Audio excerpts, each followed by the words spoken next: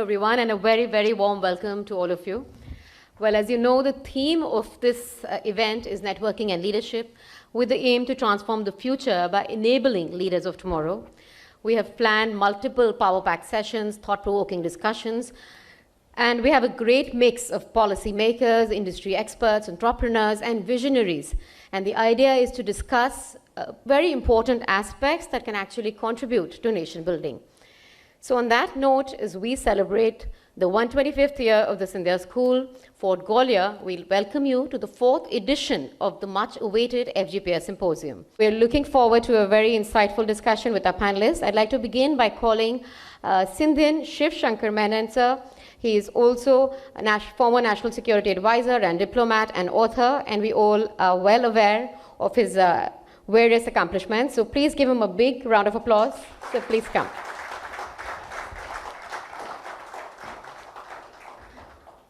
We'd also like to invite Major Maroof Raza. He's a well-known speaker, media commentator on global military and security, and he's also a well-known author. Up next is Commodore Uday Bhaskar. He's another very well-known speaker on defense, security, strategic affairs, and global maritime security. And I'd also like to invite a very popular international TEDx speaker, actor, and TV defense analyst, and my co-anchor and moderator, Major Muhammad Ali Shah. Please welcome him on stage.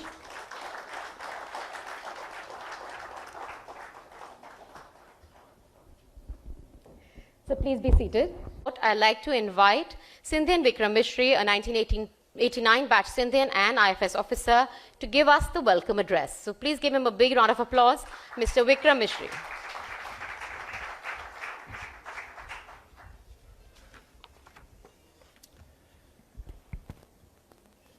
Thank you. Good morning. I would like to thank SOBA and especially the Delhi chapter for inviting me to be here as part of this symposium.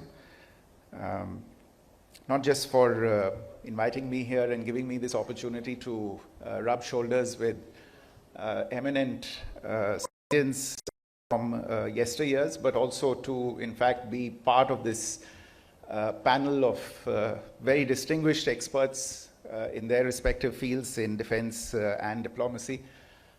None more so than Ambassador Shiv Shankar Menon. I must say, one of the reasons that I look a little nervous this morning is that this is an unusual position for me to be in, to be introducing a panel on which Ambassador Shiv Shankar Menon is going to be speaking. I will not stand very long between you and the experts who are going to speak on this panel. I'd like to leave this entire session and hand it over to Mr. Muhammad Ali Shah, Major Muhammad Ali Shah. And just to sum up, as Major Maroof Raza mentioned, India is a bright spot in the global economy. It is fueled by a robust democracy, private consumption, and it is on the right track, so to say. But what is the vision for the next decade? That is going to be the topic of our discussion. Handing over to you, Major Mohammed. Thank you, Ruchira. Thank you very much. Jai Hind, everyone. I'll start with a small poem which I was coming on the way. On the way, I got a WhatsApp forward, and the poem read something like this. I thought it was very apt for this occasion. It read something like, the topper of the class is a happy homemaker. The backbencher of the lot turned into a very successful entrepreneur. The fiery fashionista became a dreaded lawyer. And the often ignored Joe turned into a well-known writer. And the boy who often stood outside the class became a very respected diplomat. And the boy who we didn't have any hopes from became a very well-known sportsman. And the girl who refused my proposal today would be regretting it perhaps. And the girl, again, who no one had any hopes from, today became a very respected Defense Forces officer. The reunion taught me how people come with different layers and how you should never judge a book by its cover. Because each child out there has a different success story. Thank you very much. It's an honor to be here with Ambassador Menon, Commodore Bhaskar, Major Maroof Raza, and Ruchira, I am truly overwhelmed, and thank you very much, Mr. Soumitra Sen, for having sent this invitation to me and to get the opportunity to share the panel with such eminent personalities. A lot has been spoken about security, sir, by our government, by our defense forces personnel, on television, many analysts. So my first question to you, sir, how do you think India as a growing economy, a global power, is going to lead the way for the world to be a better place in terms of security, sir? Well, the biggest contribution we can make is by handling our own affairs well. I mean, that takes care of, almost 20% of humanity. And I think if you can provide a model of stability, of growth in a difficult world like this, you've done your bit. And we have a lot of work to do at home. I think what was said by all three of us, Right. you can't distinguish how we run our internal affairs from what happens in the rest of the world anymore. And that distinction, so first responsibility to the world, apart from the responsibility to ourselves and our people, is to run our own affairs well and to make sure that we are a cohesive, secure, a peaceful, stable society where everybody has a real hope of leading a normal, prosperous life and realizing their potential. For me, that's the biggest contribution we can make. And this is why, Indira Gandhi used to say, India will be a different power. Because you can't say this about many countries, that if they just ran their own affairs well, they'd be making a major contribution to the world. It's true of maybe 4 or 5 countries in the world. You can say it about the US, you can say it about China. And this is what, for me, that's where India's real greatness lies. I think we underestimate ourselves. We don't think of ourselves in those terms. But it's very important that we start there. You can't do other things, lead the world, do all this. You can't do all that unless you manage yourself properly. And that, for me, is the key. And you can think of other things to do, but that's tactical stuff. But at the strategic level, I think we have to keep coming back to home. What do we do here? How do we manage ourselves? Right, sir. Very well spoken, sir. As Gautam Buddha had once said, that you can't expect peace unless you have peace from within. The same way you have answered it very, very beautifully, sir. Sir, to Commodore Bhaskar, sir. Sir, we have moved a great deal ahead in Atmanirbhar Bharat, being self-reliant. Like, for example, the INS Vagir has just been commissioned recently. So, there was a time when we used to import equipment rather from Russia, Israel, America. We still do, but now we've also started exporting equipment to countries like Philippines and to other countries. So how far and where do you see the Atmanirbhar Bharat actually when we would be totally 100% self-reliant, sir? Actually, I shouldn't come across like the bad fairy at the good party. But actually, our Atmanirbhar kind of aspiration is to be lauded, is to be commended. But it didn't start now. This started in the 50s. The whole attempt at trying to acquire self-sufficiency in critical areas of defense. And yes, Prime Minister Modi has given this a lot of priority. But since you mentioned the Vagir, the submarine, and I can talk about the Navy with a little more knowledge of the detail. Today, I think while the aspiration is there, India's attempt at acquiring a credible level of self-sufficiency is at a very, very early stage. I'll give you the ship as an example.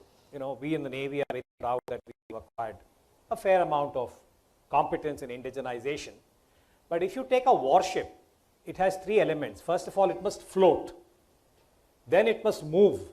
And finally, it must fight. So those are the 3 levels at which you sort of design and propel the ship. So we're doing pretty well at design. It's a plus point. The Indian Navy has got a lot of depth now in water table in ship design. We are about 30-40% in propulsion. We have got some Indian entities that are providing propulsion. We've done a great job on the nuclear submarine with Russian assistance. But where it comes to ordnance and making this platform a fighting platform, we are totally dependent on imports. And this is very true for the other 2 services also, the Air Force and the Army, in different ways. So today, I think the Atmanirbhar project is to be supported, is to be commended, but there is an enormous amount of work ahead because our critical sort of inadequacy, which is what I spoke earlier, is that we have not invested adequately in R&D. Right. And unless a country invests not only in the fiscal part, but in the ecosystem of R&D, which means the HR, which means the institutions.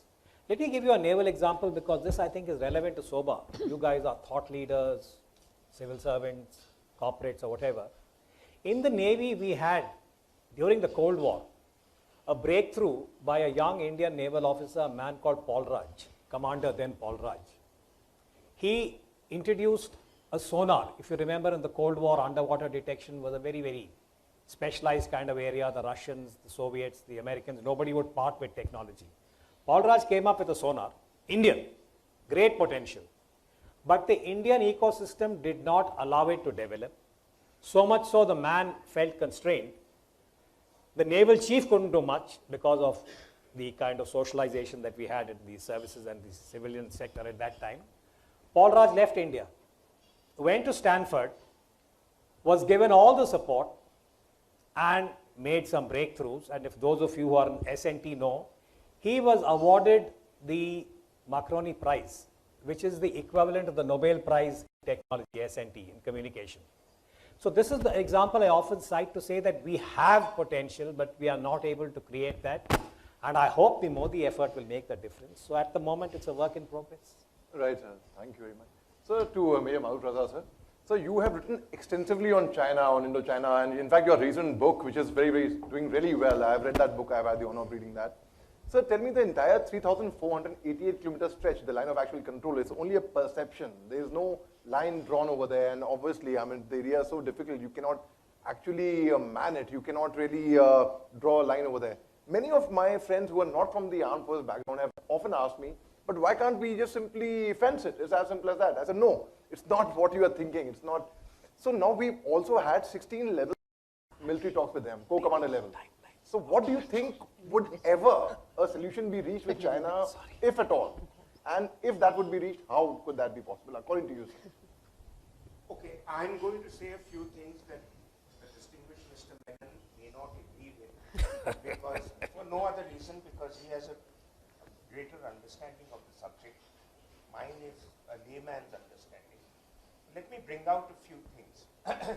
The first is General J.J. Singh, former army chief, has twice, at least on my TV shows, said that the boundary with China is actually 4,200 kilometers. The reason is there is a marked boundary also. You know, there are parts which are briefly the so-called international border near to Ruchira area. The second thing is the boundary marked at all? Well, Pandit Nehru had said about the McMahon line, which runs from Bhutan to the India-China-Myanmar tri-junction, north of Arunachal Pradesh. He had said, map or no map, this is my border. So there is a line. In fact, if you go back and you see, my book has talked about also the Shimla conference of 1913-14, where in the conference, you know, Sir Henry McMahon, who was a boundary line expert, he'd also been involved in drawing the line, which is the Durand line that separates Pakistan from Afghanistan. Tried very hard to get both boundaries sorted out, the boundary in Ladakh and the boundary, the McMahon line. Eventually, in sheer frustration, when things were not moving, because the Chinese rep who was there kept dragging his feet, in a very sort of ceremonious way, he laid out a map, pulled out a thick marker pen, and drew out the McMahon line. So the McMahon line, made by a marker pen on a quarter-inch map, also is a reason for confusion, because if you really interpret that on the ground, it could be, the boundary could be Habitat Center and Nehru Park. You see, about a kilometer and a half away, because that's how thick the marker pen runs when interpreted on a quarter-inch map to a, you know, as an army officer, how much maps and lines make a difference on the ground. When a CO once told me, don't believe the map, go on the ground to check it out. Now, what happens about the Ladakh part of it? You see, there are three lines that have done the rounds. One is the Johnson line. Johnson was Anglo-Indian cartographer who was bribed by the then Maharaja of Kashmir to say that extend my borders as far as possible. because that will be my kingdom be and I'll give you a post-retirement job. So he made the Johnson line. That is the big hook that goes on the right of the map of Ladakh when you see Ladakh. Then you had the McCartney line and the McCart line. These came into being at separate times between 1892, 97 and that period, where British were more concerned about the Russian expansion into that parts of Tibet and China, because the whole Shimla conference was about defining the boundaries of Tibet. And so therefore Tibet was always central to the China problem of India. And the Chinese, some of you might not know that until 1912, you should try and capture Tibet and get thrashed by the Tibetans and go back to China via Calcutta. You know, boats were taken from Calcutta. So there are many angles. And so therefore, the boundaries of Ladakh were left ill-defined. Now, the Chinese have, at least twice in history, offered us a swap proposal, which means they keep the Aksai Chin area, and as I said, Aksai Chin provides them water resources, but it was a place where the Soviets had taken out excavated uranium to push it northwards. North of Afghanistan, there is a place called Semipalatinsk, where the Soviets did their first nuclear test. And when Mao went on his first foreign trip to Moscow, he was virtually made to crawl by Stalin, a Khrushchev in front of him, and Khrushchev then finally did the deal that you become our partner against US expansion and we'll give you nuclear know-how. That from Aksai Chin know-how was translated into area in Tibet called Lucknow, which Wing Commander Nath, who's still alive in his mid-90s, had photographed in aerial reconnaissance. Incidentally, he's double Mahavir Chandra. And his photographs were dismissed by Krishna Menon, his entire exercise, saying, okay, you've seen the Chinese in Aksai Chin. That's all we want to know, if you've seen them there or not. There's a whole argument about did India actually anticipate a Chinese attack or not. So effectively, the boundaries, there is a working dimension to the boundaries, but you cannot go in for negotiations to say, I'll have this, that and the other. Thank you very much for joining me at the conference. You get nothing. You don't get a deal with somebody like China with that. If you want the problem resolved, you have to give a bit and take a bit. And China was willing to give you, but not now, but willing to give you Arunachal Pradesh with the McMahon line, give or take a little, provided we let them be in Aksai Chin. In fact, my argument is since independence, have we ever been in Aksai Chin? We haven't. So your claims are based on history, because the Maharaja of Kashmir had 1 or 2 military posts at Haji Langar and 1 or 2 other places, which you also abandoned because of bad weather. So China's claims on the South China Sea is also based on history. It's not based on China being there. So now it has fortified its presence by reclaiming land and making runways and making islands, etc., and saying we are there. That's what China is doing. Salami slicing is about entering and then saying that we've always been here. So when did you come in? So I think we have to get real, but getting real means making political concessions. That is not going to happen during election time. We've got an election coming up in a year or two. But that is going to happen if there is a leadership in India which is willing to concede as well as take and resolve the problem and then move ahead. But the bigger question then comes in, if you resolve the problem of the boundary with China, will China let you go? That's what I asked a Pakistani when I was in a fellowship in America. I said, अगर हम कश्मीर का मसला आपके साथ solve कर देंगे, तो आप हमारी जान छोड़ देंगे? He said, साहब ऐसे कैसे हो सकता है? So, therefore, the counter view is there merit in solving the problem? Because solving the problem is not going to stop India's rise. And as long as India rises and challenges Chinese hegemony in Asia and the world, China will always see you as a rival. I mean, read the book by Martin Jacques. It's called When China Rules the World. It's precisely this argument that China doesn't want rivals. By 2050, as I think Ambassador Menon had brought out, China has already spelled out its benchmarks. it will be the most powerful country in the world. To start with, China already has a bigger navy than America. Whether it carries the same punch or not is a different issue. But in numbers, they already have. So they are going into the numbers game. They are growing. The West has allowed it to grow on the stupid assumption that if they become rich, they'll become a happy democracy. That didn't happen. But China has become rich. It's poured the money into its own comprehensive national power. And comprehensive national power, as I'm sure the distinguished speakers would know, is your economy, is your state of growth, is your per capita income, which may be today $10,000, which may become $25,000. It has to be your deep pockets by which it is buying out nations, as America has also bought out nations. Diplomats would know half the diplomats in Washington, New York are on American payrolls, in a sense that poor countries, smaller countries don't have money to set up embassies there. So America gives them a little building where it says, this is the embassy, hang your flag, but when we tell you, you vote for us. This is how it works. So I'm being a bit harsh, but I'm telling you in layman's words what is the reality. The solution only comes twofold.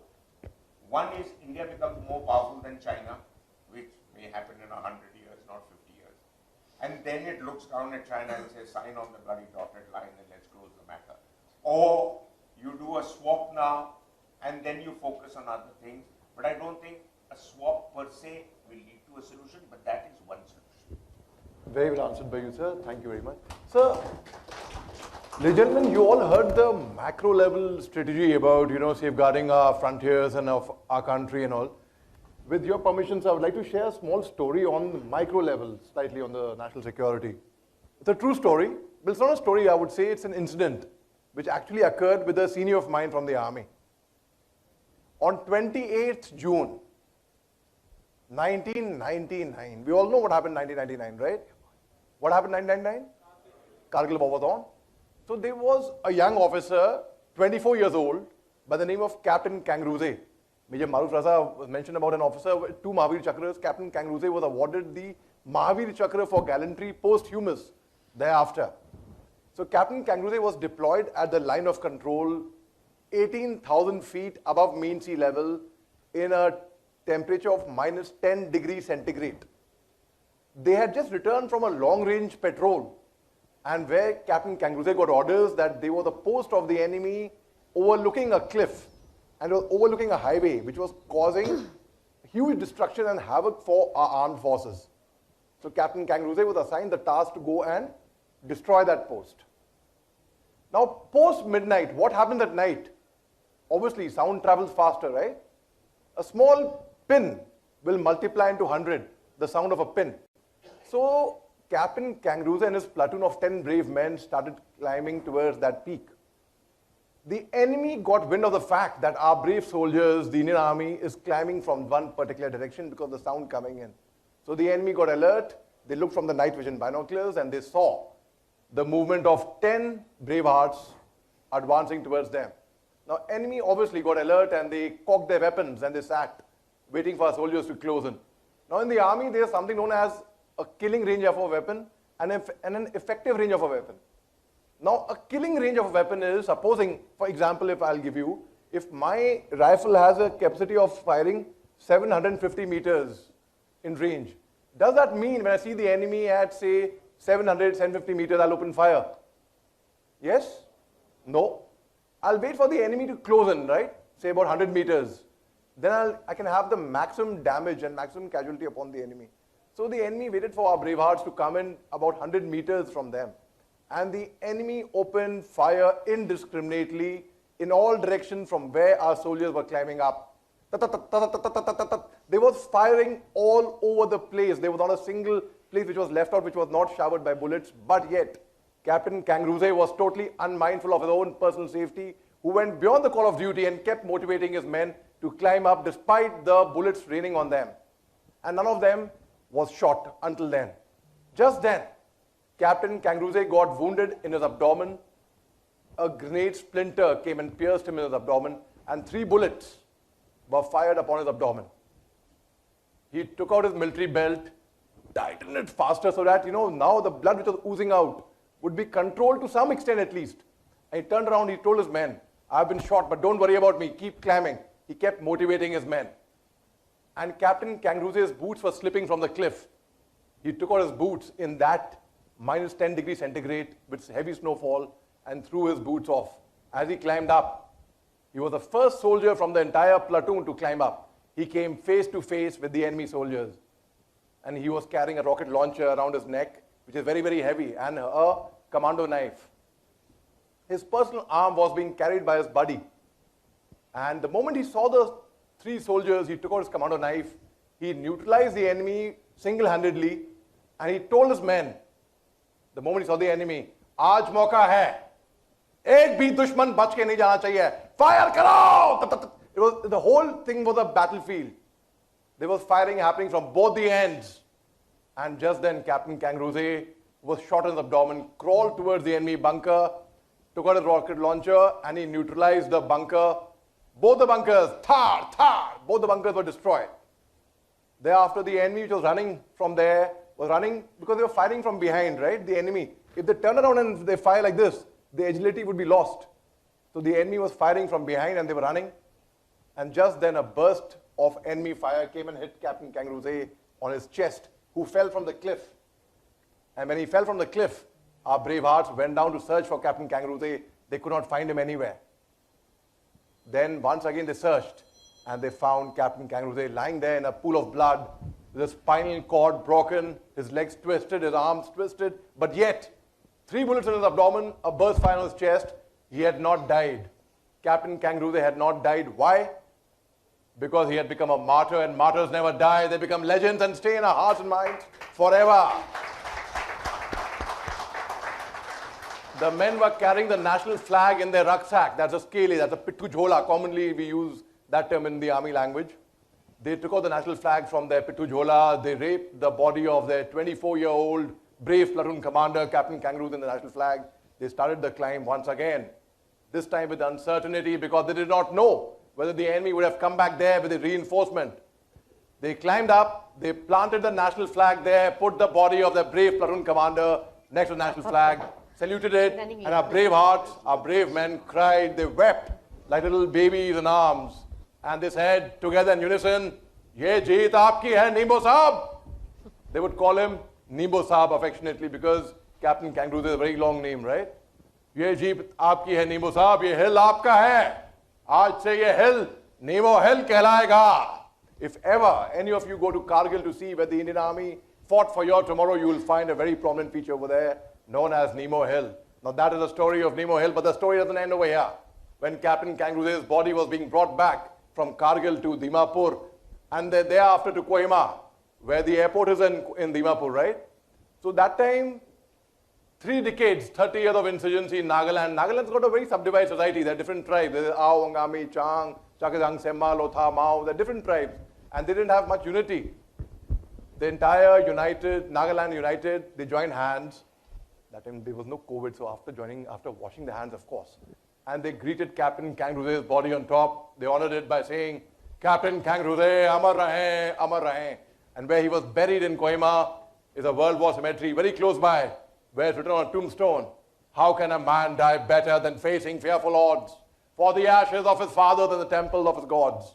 On the tombstone written over there, when you go home, tell them of us and say, for your tomorrow, we gave our today. Thank you. No. Thank you, thank you. Thank you, Menon. I thought this was since Ambassador Menon had spoken about leadership, I thought this was a very good story on leadership as well, where your platoon commander, your leader is not there with you anymore, but your team is giving credit to the leader, Ye jeet aapki hai, Nimbo Saab. Because as you all know, when a boss says I, a leader says we. A boss says get there on time, a leader says let's get there ahead of time together. A boss knows how it is done, a leader shows how it is to be done. A boss takes the credit, a leader gives it away. So of course Captain Kangarooze was a very good leader, and Ruchira, thank you. Yes, thank you so much. Very inspirational anecdote. Major Shah, would you like to add anything to this before we close the discussion? Yeah, we can close it. I mean, thank you very much. मैं वैसे एक उर्दू में एक कविता सुनाऊंगा मैं अगर इजाजत हो तो ये टाइम कम है तो जल्दी से सुना दीजिए थोड़ी सुनाता हूँ मैं उर्दू में ये फैज अहमद फैज साहब की है ये क्योंकि आप कविता सुना रहे थे ना उन्होंने लिखा था, मैंने समझा था कि तू है तो दरख्शां है हयात, तेरा गम है तो गम दहर का झगड़ा क्या है, तेरी सूरत से है आलम में बहारों को सबात, तेरी आंखों के सिवा दुनिया में रखा क्या है। तू जो मिल जाए तो तकदीर निगू हो जाए, यूं ना था मैंने फकत चाहा था यूं हो जाए, और भी दुख हैं जमाने में मोहब्बत के सिवा, राहतें और भी हैं वसल की राहत के सिवा। अनगिनत सदियों की तारीख बहीमाना तलिस्म रेशमो अतलसों कम ख्वाब में बुनाए हुए, जा बजा बिकते हुए कूचो बाजार में जिस्म, खाक में लिथड़े हुए खून में नहलाए हुए, जिस निकलते हुए अमराज की तरुणों से, पीप बहती हुई कलते हुए नसरों से, लौट जाती है उधर को भी नजर क्या कीजिए, और भी दुख हैं जमाने में मोहब्बत के सिवा, राहतें और भी हैं वसल की राहत के सिवा, मुझसे पहली सी मोहब्बत मेरे महबूब नामा। शुक्रिया। Thank you so much. Well, thank you so much for this very insightful discussion. And just to sum up, India needs to definitely leverage its biggest strength, that is its people, the large demographic dividend that we have, and also find a better voice for them. So thank you all, and thank you all for taking our time from your hectic schedules. And you must become a full-time TV anchor. You have a great, great voice and a lovely memory. Yes, sir. Thank you.